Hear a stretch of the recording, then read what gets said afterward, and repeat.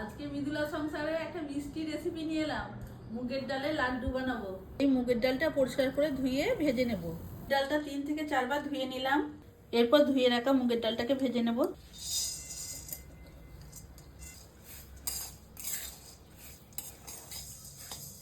খুবই শুকনো করে ভাজতে হবে। এর মধ্যে একটু জলীয় ভাব থাকলে চলবে না। আমার ভাজা হয়ে গেছে, এরপর ঢেলে দেবো। এটা আবার মিক্সিতে আমি গুঁড়ো করে নেব। মুগের ডালের লাড্ডুর জন্য এখানে আমি দুধের ক্ষীর বানিয়ে নিলাম। এই দুধটা আমার 500 গ্রাম আছে। মুগের ডালটা ঠান্ডা হয়ে গেছে, মিক্সিতে ঢেলে দেবো।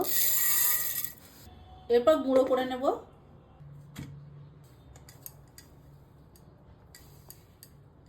কড়াইয়ের মধ্যে ঘি দেব। ঘি গরম হয়ে গেছে, গুঁড়িয়ে রাখা মুগের ডালটা দেব।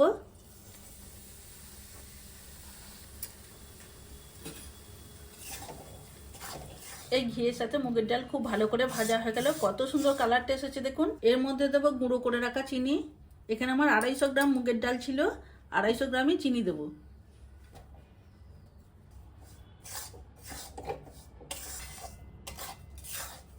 এর মধ্যে আমি দুধের ক্ষীরটা দেব।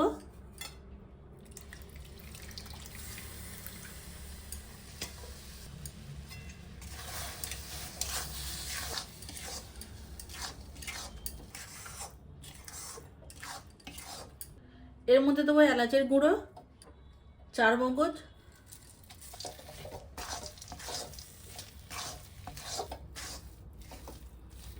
মুগের ডালের লাড্ডুর পাক হয়ে গেছে।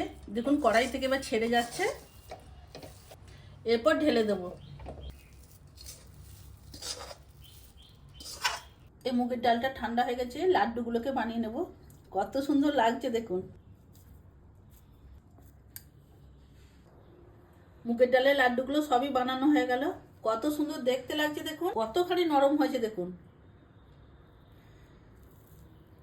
হ্যাঁ গো, জন্মাষ্টমী স্পেশাল। জন্মাষ্টমী স্পেশাল, জন্মাষ্টমী আসছে।